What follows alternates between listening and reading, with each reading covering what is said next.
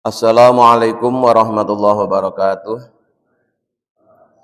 Bismillah, alhamdulillah, assalatu wassalamu ala rasulillah Sayyidina wa maulana Muhammad ibn Abdillah la nabiyya ba'dahu wa ala alihi wa man tabi'ah minad dunya ilal qiyamah. La haula wa la quwata illa billah amma ba'du. Hadirin ma'asyiral muslimin hafizakumullah. Pagi ini akan kami bacakan penjelasan tentang modal utama beramal soleh.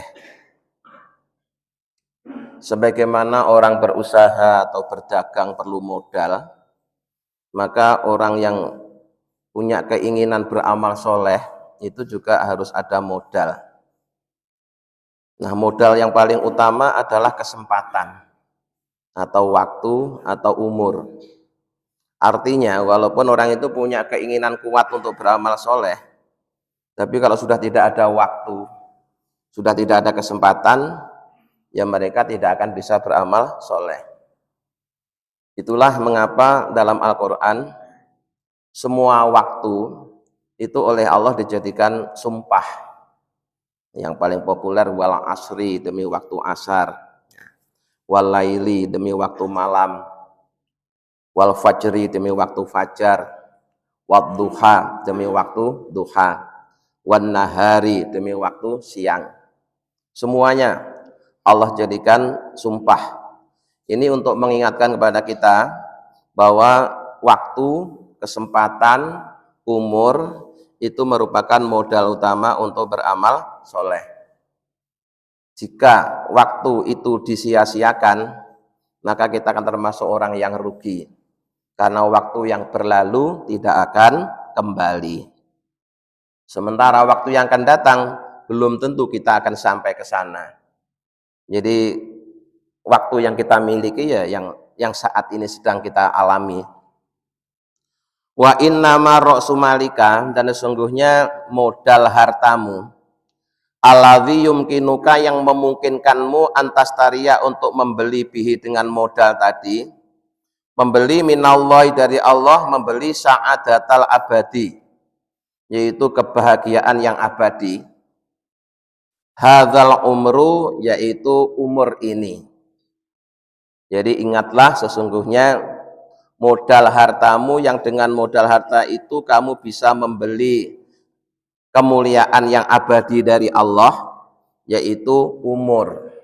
Maka umurmu jangan disia-siakan. Umurmu harus memberi manfaat, harus punya nilai. Jangan berlalu tanpa punya nilai apa-apa.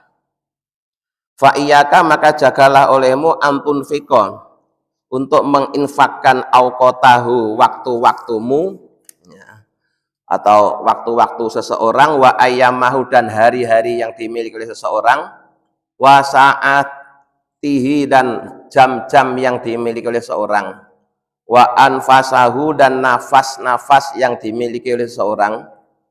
Infakkanlah, jangan sampai kau infakkan fima, pada suatu la khaira, yang tidak ada kebaikan fihi, di dalamnya. Oleh karena modal utama untuk mendapatkan kemuliaan yang abadi, modal utama untuk membeli kemuliaan yang abadi dari Allah adalah umur, maka jagalah umurmu, ya. Infakkan seluruh waktunya, seluruh harinya, jam-jamnya, setiap nafasnya. Jangan sampai kau infakkan, kau gunakan pada sesuatu yang tidak punya kebaikan. Berarti kebalikannya ya harus digunakan untuk kebaikan. Wala manfaata, dan tidak ada manfaat. Jangan sampai kau gunakan, jangan sampai berlalu tanpa memberi kebaikan, tanpa memberi manfaat. Kalau yang demikian itu terjadi, artinya waktu kita berlalu tanpa memberi manfaat dan tanpa menghasilkan amal soleh, fayatulu, maka akan panjang apa tahasuruka, kerugianmu, wa ya'dhumu, dan akan agung apa asafuka, penyesalanmu, ba'dal mauti, setelah mati. Jadi seseorang yang menyia-nyiakan waktu, seseorang yang menyia-nyiakan kesempatan, seseorang yang menghambur-hamburkan umurnya, berlalu tanpa nilai kebaikan, berlalu tanpa memberi manfaat, itu semuanya nanti akan menjadikan dia sangat merasa rugi dan sangat menyesal. Cuma itu semua terjadi kalau dia sudah mati. Ketika masih hidup ya umumnya orang ketika diajak beramal soleh masih suka menunda-nunda, nanti saja gitu. Ya, tiba-tiba mati. Setelah mati baru sadar betapa berharganya waktu. Ya. Orang kalau udah kehilangan, dia baru akan sadar betapa berharganya suatu yang hilang tadi itu. Padahal waktu masih ada sering disia-siakan. Ya. Waktu masih ada sering disia-siakan, tapi begitu hilang dia sangat merasa rugi. Nah. Idza arafta, jika kalian tahu qadral faiti, nilai sesuatu yang telah lewat, wa tahaqqaqta, dan kalian menjadi nyata, artinya kalian benar-benar sadar, benar-benar tahu betapa nilainya waktu yang telah berlalu, walaupun mungkin hanya sekedar 1 menit, walaupun hanya sekedar 1 jam, itu sangat berharga sekali. Karena bisa saja orang itu masuk surga hanya karena amal soleh yang dilakukan nggak sampai 1 menit. Ya, misalkan seseorang mampu membaca la ilaha illallah, kalimat itu kan diucapkan nggak sampai setengah menit, tapi dia mampu mengucapkannya sebelum dia mati, maka dengan kalimat 1 itu dia punya hak untuk masuk surga. Apakah langsung atau tidak langsung itu urusannya Allah. Tapi yang jelas kalau orang itu mati sambil membawa la ilaha illallah, dia punya hak untuk masuk surga. Maka kita harus berupaya tidak hanya memanfaatkan setiap hari, jam, tapi sampai setiap nafas, ya, setiap detak jantung harus bernilaikan ibadah. Nah, sering kami sampaikan apa ibadah yang bisa dilakukan setiap nafas itu. Tiada lain adalah zikrullah. Ya. Kalau sedekah belum tentu Bapak bisa melakukan setiap tarikan nafas. Ya. Kalau sholat, ya, yang lain-lain belum tentu kita bisa melakukan setiap nafas. Tapi kalau zikrullah itu bisa dilakukan setiap tarikan nafas. Jadi 1 tarikan nafas itu sangat berharga sekali. Itu baru disadari kalau orang sudah mati. Waqat warodang, dan sungguh ada satu keterangan, annahu, bahwasanya tu'rodu, ditampilkan, alal insani, pada manusia, fidaril akhirah, di kampung akhirat.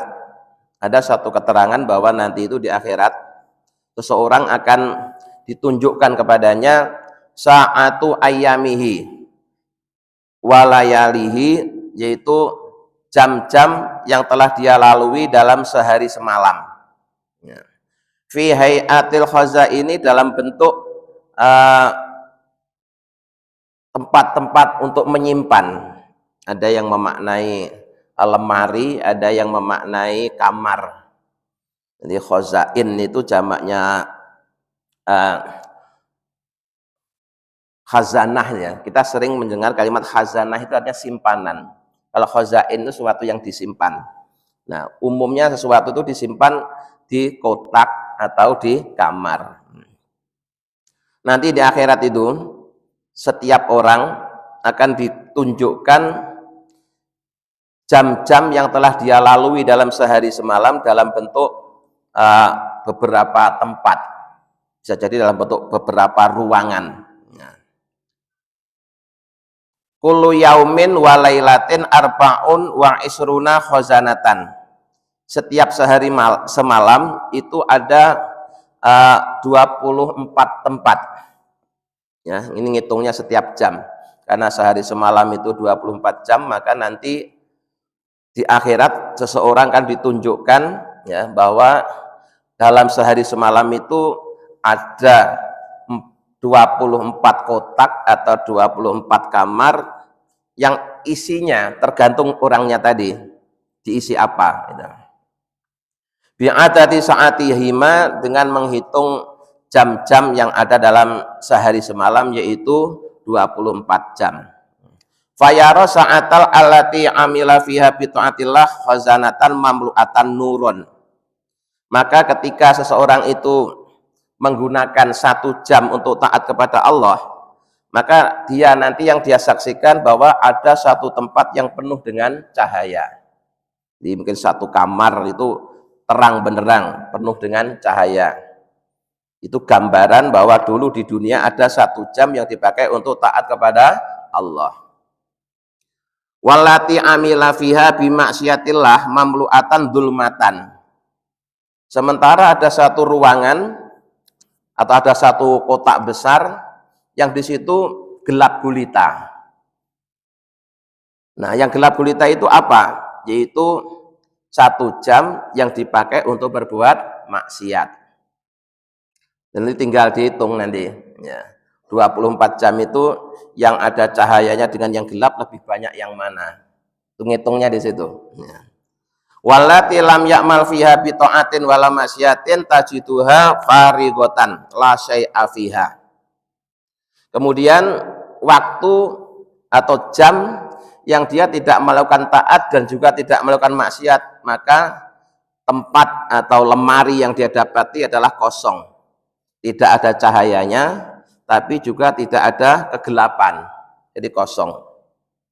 Nah, faya'dhumu tahassuruhu idza nadhara ilal farighati. Ketika seseorang melihat ada ruangan yang kosong, nggak ada cahayanya, tapi juga tidak gelap, itu saja dia sudah sangat menyesal, sudah sangat merasa rugi.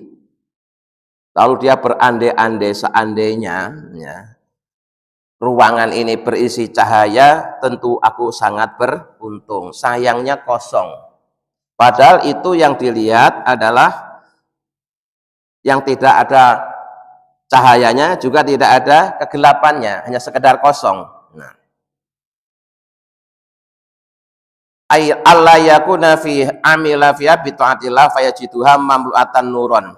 Dia berandai-andai seandainya ya, 1 jam itu dia pakai untuk beramal soleh, untuk taat kepada Allah, tentu ruangan yang dia dapatkan itu penuh dengan cahaya.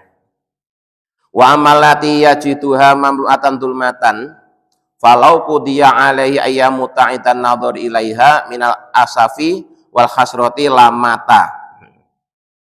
Adapun ketika orang itu menyaksikan ada ruangan atau ada lemari besar yang di situ gelap gulita, dia sangat menyesal, ya, sangat merasa rugi.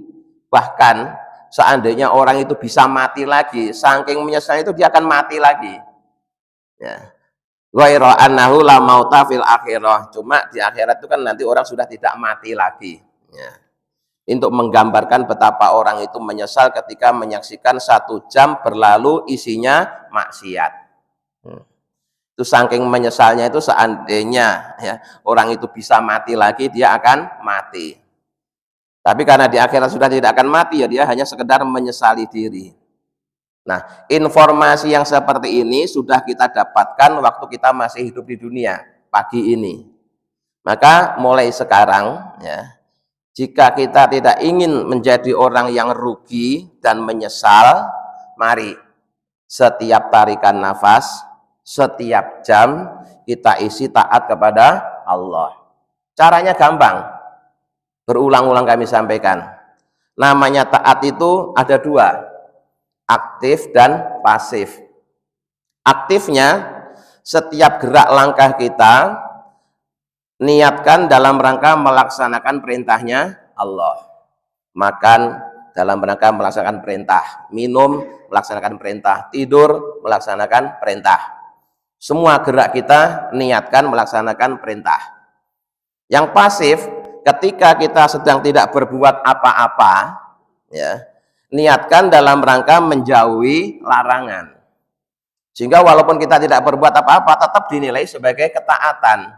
Kenapa? Dia nggak berbuat apa-apa itu karena menjauhi yang dilarang.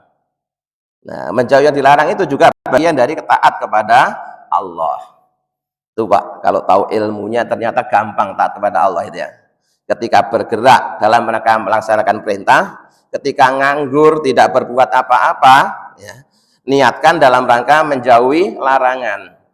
Karena ketika Bapak nganggur, Ketika bapak tidak berbuat apa-apa kan juga tidak berbuat yang dilarang oleh Allah. Tidak judi, tidak mabuk, tidak mencuri, tidak menyakiti orang lain.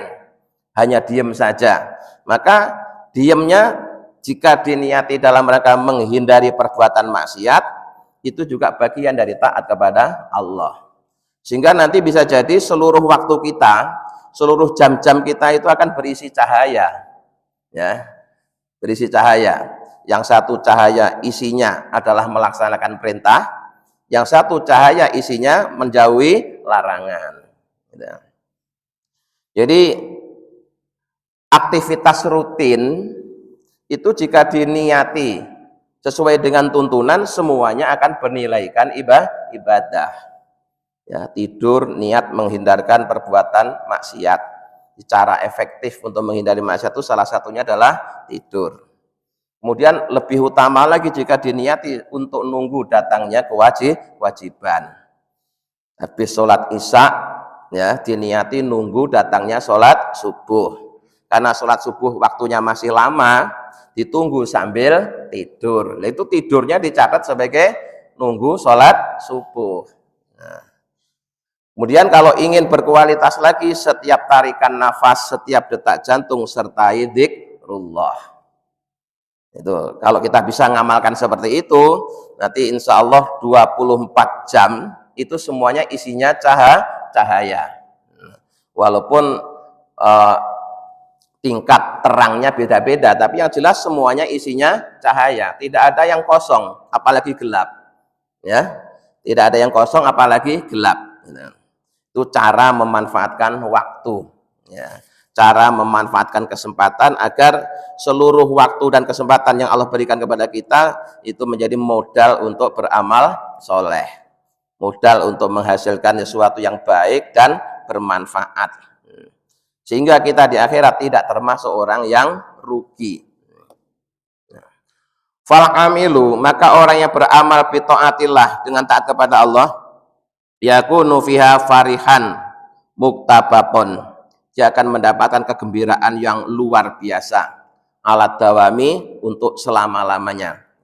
Gembira dan senang yang selama-lamanya itu nanti baru kita rasakan ketika kita melihat, ya, bahwa jam-jam yang kita lalui penuh dengan cahaya.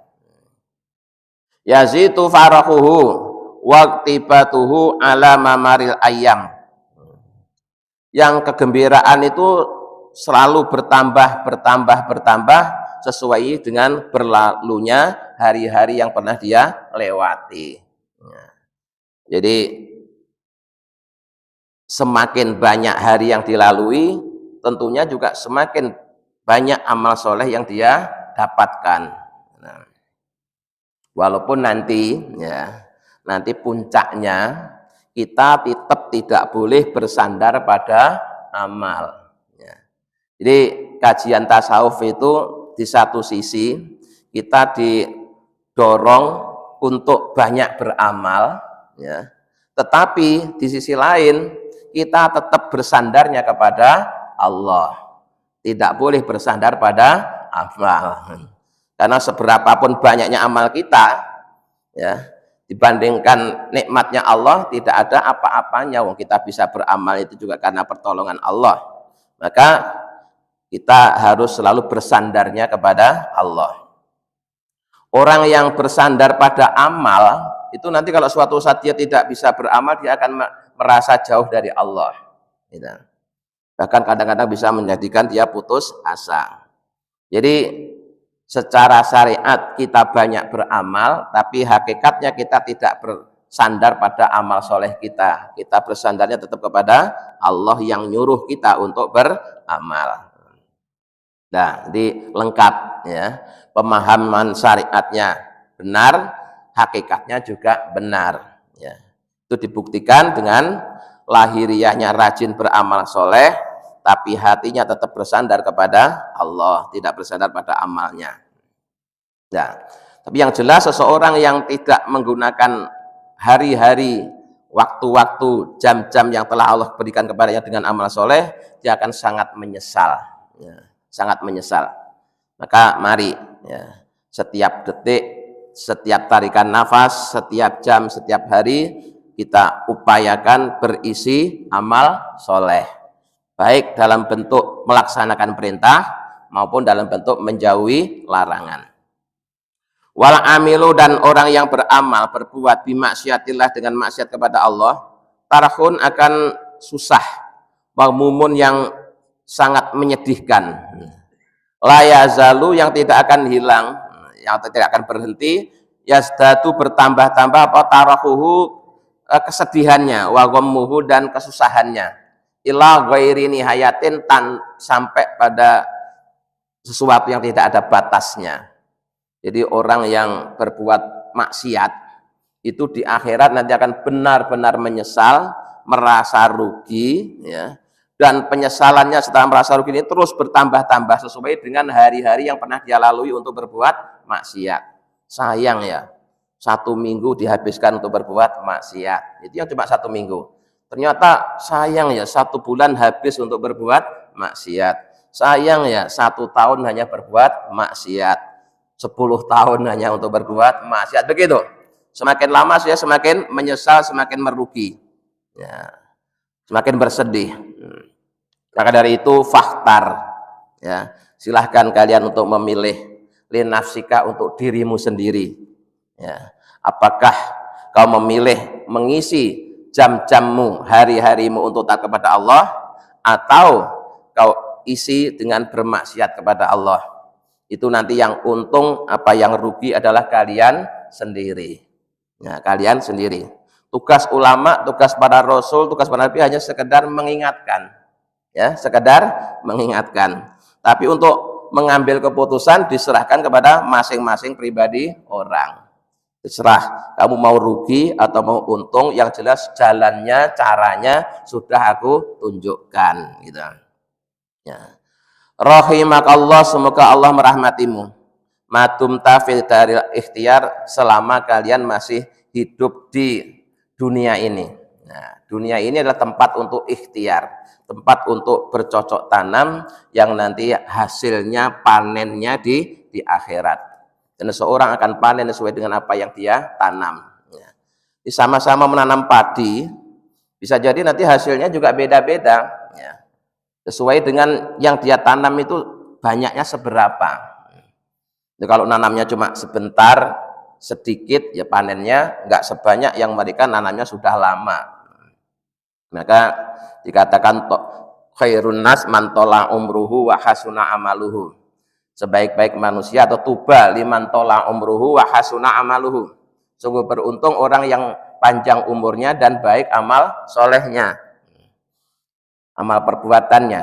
Karena otomatis yang umurnya 100 tahun dan dipakai beramal soleh lebih banyak ya hasilnya dibanding mereka yang hanya 50 tahun beramal soleh. Itu sama-sama beramal soleh, karena waktunya juga beda. Tapi sebaliknya, ketika waktu-waktu yang diberikan itu hanya untuk berbuat maksiat, tentunya yang umurnya panjang dosanya lebih banyak daripada yang umurnya pendek. Maka kalau saya nggak berani minta kasih umur panjang itu, karena nggak ada jaminan umur panjang itu dipakai untuk beramal soleh. Ya. Kalau umur panjang dipakai untuk amal soleh, itu memang semua orang ingin seperti itu, tapi siapa yang bisa menjamin? Ya. Maka kita mintanya kepada Allah adalah umur yang barokah. Umur yang barokah itu umur yang selalu bertambah-tambah kebaikannya, ya.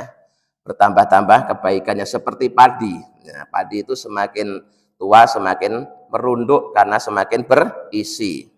Kalau tua kok nggak mau merunduk, itu tanda-tanda padi yang gabuk. Nah, padi yang gabuk nggak bisa dipanen, Pak. Untuk apa? Nggak ada isinya. Ya. Serah mau milih padi yang berisi atau padi yang gabuk, monggo ya, dipersilahkan untuk merenungkan buat diri masing-masing. Mayan fa'uha, suatu yang memberi manfaat, wayar fa'uha, dan mengangkat derajatnya. Fa'innaka, maka sungguhnya engkau, laukot mita, seandainya kalian sungguh-sungguh mati, kharaja, makan keluar pada amru urusan anikhtiarika, dari ikhtiarmu. Di mumpung saat ini kalian masih bisa ikhtiar, masih bisa usaha, masih bisa beramal soleh, manfaatkan. Karena nanti kalau kalian sudah mati, kalian sudah tidak bisa ikhtiar lagi. Ya, mau nambah amal soleh udah nggak bisa, udah mati. Ya untung kalau kemudian dia dibantu oleh keluarganya yang masih hidup, dikirimi, didoakan. Kalau ternyata yang hidup tidak pernah mendoakan, ya dia harus hanya mengharapkan dari amal dia sendiri sama rahmat dari Allah. Wabadir, dan bersegeralah, wala tusawif, dan janganlah kau menunda-nunda.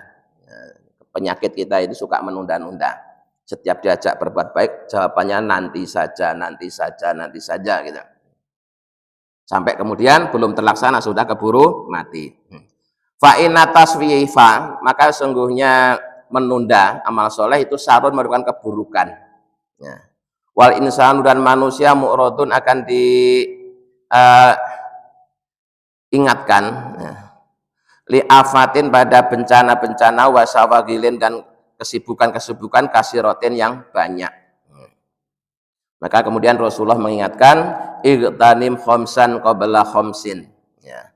Manfaatkanlah 5 kesempatan sebelum datangnya 5 kesempitan ya. Nah 5 kesempatan itu apa? Pertama, sababaka qabla haromika, waktu mudamu sebelum waktu tuamu. Manfaatkan ketika kalian masih muda. Nah, amal soleh yang paling bagus buat anak muda itu apa? Nuntut ilmu. Ya, nuntut ilmu itu sangat efektif kalau pelakunya masih muda. Terutama ilmu-ilmu yang bersifat alat. Ya, ilmu tajwid, nahwu, shorof, gitu, balaghah, mantek, itu jenis-jenis ilmu alat. Itu efektif kalau pelajarnya itu masih muda. Kalau sudah tua, itu rata-rata hari ini bisa, besok lupa. Besok diajarin, pas waktu diajarin kayaknya bisa, besoknya dites lupa lagi. Begitu. Kenyataannya begitu, ya. Maka bagi mereka yang masih muda, manfaatkan kesempatan mudamu untuk menuntut ilmu. Ya. Dari sekian amal soleh, yang paling tepat untuk yang muda itu adalah menuntut ilmu. Nah, sementara kalau mereka-mereka yang sudah tua, itu kalau saran saya tidak usah belajar ilmu alat, langsung belajar ilmu praktek saja. Ya, belajar ilmu praktek. Praktek bagaimana caranya sabar, caranya ridho dengan takdirnya Allah, caranya syukur, caranya selalu ingat kepada Allah, caranya qanaah, caranya zuhud, langsung begitu saja. Kalau sudah sepuh masih belajar ngapalin i'rab jar, ngapalin i'rab nasab, stres. Ya, waktunya habis, ya baik tapi nggak efektif. Wong gampang lupa. Saya itu udah pernah nyoba ya, ngajarin nahwu sama bapak-bapak yang usianya 60 tahun ke atas. Itu benar-benar kesulitan ya. Hari ini dijelaskan itu ya bisa, besok dites lupa lagi. Terus padahal ilmu nahwu itu Pak, dari bab pertama sampai terakhir itu selalu terkait. Kalau ada satu bab yang tidak bisa, kok diteruskan, ya tetap nggak bisa. Nah, maka ya sama-sama nuntut ilmu itu baik ya. Kalau masih muda silahkan belajar ilmu alat. Kalau sudah sepuh cari-cari ilmu yang tinggal praktek. Tinggal praktek itu gimana ya tadi itu? Caranya ingat Allah, caranya ridho dengan takdirnya Allah, caranya sabar, caranya syukur, caranya zuhud, caranya qanaah, itu aja. Ya. Gak usah ngapalin yang sifatnya masih rumit, alat ngapalin fi'il madhi, fi'il mudhari, fi'il amar, wah tambah bingung tuh nanti. Nah, jadi waktu mudamu gunakan untuk mencari ilmu. Wasihataka qabla sukmika atau sakomika. Manfaatkan waktu sehatmu sebelum sakit. Nah, sakit juga bisa datang sewaktu-waktu. Hari ini kita segar bugar, besok tiba-tiba sakit, banyak terjadi. Maka mumpung sehat, ya masih bisa jalan, walaupun tertatih-tatih, tapi bisa masih datang ke masjid kan? Ya, syukuri, jalani terus. Sebelum tiba-tiba kita untuk sekedar ingin datang ke masjid sudah nggak mampu jalan. Qabla wa faragoka qabla sughlika, dan saat longgarmu sebelum datangnya kesibukan. Dan memang manusia itu ya kalau nganggur cari kerjaan, kalau sudah kerja dia sambat sibuk, itu aneh ya. Ketika nganggur kita kan nggak enak juga kan nyari kesibukan. Begitu sibuk kita terus mengeluh, wah saya lagi sibuk. Nah, semaunya apa? Maka kita harus pandai-pandai memanage kegiatan sendiri. Ya. Ketika muda mungkin masih sibuk nata ekonomi, nata rumah tangganya. Ketika sudah mapan, nah, sibuk ngatur anaknya, sibuk memikirkan anaknya. Begitu anaknya sampai dinikahkan, sampai punya anak, ganti sibuk ngurus cucunya. Nah, sibuk terus kan kalau dituruti ya. Oh mungkin nanti kalau cucunya sudah gede kita jadi longgar. Nah cucunya yang satu gede, yang satu lahir, ya sama aja kan, sibuk lagi. Nah kalau begitu terus kapan kita menyisihkan waktu untuk kepentingan kita sendiri untuk beribadah kepada Allah? Ya cucu diserahkan kepada orang tuanya lah, masih ada orang tuanya. Kecuali kalau nggak ada orang tuanya itu baru jadi tanggung jawab kakeknya atau neneknya. Jangan terus alasan sibuk sampai tidak ada waktu yang longgar untuk ibadah kepada Allah. Wa ghinaka qabla faqrika, dan manfaatkan masa kayamu sebelum fakir, sebelum miskin, ya. Sebagaimana sakit datang sewaktu-waktu, fakir itu juga bisa datang sewaktu-waktu loh Pak, ya. Hari ini kita kaya raya, besok langsung miskin, itu bisa terjadi, ya. Maka mumpung masih punya harta, manfaatkan hartamu sebagai kendaraan menuju akhirat. Wa hayataka qabla mautika, dan kesempatan hidupmu sebelum matimu. Ya, mati bisa datang sewaktu-waktu, kadang masih muda, segar bugar, nggak sakit, tiba-tiba mati. Wa qala alaihi salatu wasalam, dan Nabi Muhammad SAW bersabda, badiru bil a'mali sholihati qabla an tusghilu, ya. Segeralah kalian beramal soleh sebelum kalian sibuk. Ya. Wasilul ladzi bainakum wa baina rabbikum bi kasrati dzikrikum lahum, dan ya sambunglah hubunganmu dengan hubungan Tuhanmu dengan banyak mengingat Allah. Di caranya kita selalu tersambung dengan Allah, selalu berhubungan dengan Allah, itu selalu kita menyebut-nyebut Allah. Karena ketika kita nyebut Allah, Allah akan menyebut kita. Fadkuruni adzkurkum, ingatlah aku maka aku akan mengingat kamu, kata Allah begitu. Jadi kalau kita pengen diingat Allah, ya kita harus ingat Allah dulu. Kalau kita pengen nama kita disebut-sebut Allah, kita harus nyebut-nyebut nama Allah. Dan yang terakhir, sabda Rasulullah mengingatkan, nikmatani maghbunun fihima, ya. Kasirun minan nas asyihatu wal faragu. Ada dua nikmat yang kebanyakan orang sering menyia-nyiakan. Apa itu? Yaitu pertama sehat, yang kedua sempat. Ya. Di sehat itu nikmat yang sering disia-siakan. Kesempatan juga sering disia-siakan. Nah, orang yang menyia-nyiakan sehat dan sempat, dia akan termasuk golongan orang-orang yang rugi. Na'udzubillah min dzalik. Maka mari ya, setiap detik, setiap tarikan nafas, mari kita isi dengan amal soleh, baik dengan melaksanakan perintah maupun dengan menjauhi larangan. Allahumma sholli ala sayyidina Muhammad wa sayyidina Muhammad, alhamdulillahi rabbil alamin. Allahumma inna nas'aluka imanan da'ima yaqinan shadiqa wa qalban khashi'an lisanan dzakira wa rizqan halalan wa ilman nafi'an sholihah. Rabbana atina fid dunya hasanah wa fil akhirati hasanah wa qina adzabannar. Subhana rabbika rabbil izzati amma yasifun wa salamun alal mursalin walhamdulillahi rabbil alamin. Assalamualaikum warahmatullahi wabarakatuh.